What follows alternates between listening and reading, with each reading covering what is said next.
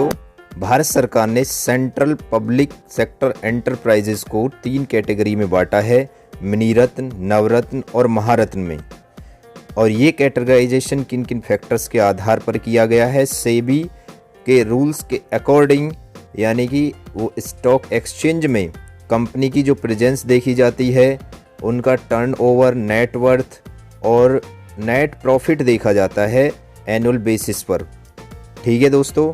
और महारत्न कंपनी का दर्जा कैसे मिलता है? सबसे पहले कंपनियों को नवरत्न का दर्जा प्राप्त होना चाहिए।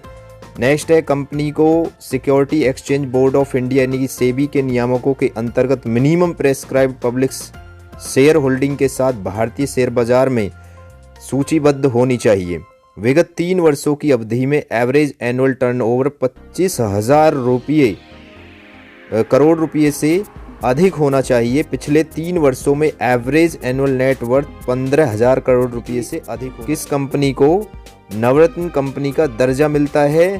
तो उसको मिलता है जब वह पहले से ही मिनी रत्न कंपनी की कैटेगरी फर्स्ट में रजिस्टर्ड हो और उसने पिछले 5 सालों में से 3 एक्सीलेंट या वेरी गुड की रेटिंग हासिल की हो। कंपनी के 6 प्रदर्शन मापदंडों में कम से कम 60 या उससे अधिक का स्कोर प्राप्त किया हो। नेक्स्ट है, अब देखते हैं कि सेंट्रल पब्लिक सेक्टर एंटरप्राइजेस जो महारत्न कंपनियां हैं उसमें देखते हैं। पहली है जैसे NTPC, national thermal power corporation, oil natural gas corporation ONGC, steel authority of India limited SAIL, Bharat heavy electrical limited, ठीक, भेल। नंबर 5 है इंडियन ऑयल कॉरपोरेशन लिमिटेड। 6 है Hindustan petroleum corporation limited HPCL। 7 coal India limited CIL। Number 8 gas authority of India limited Gayle.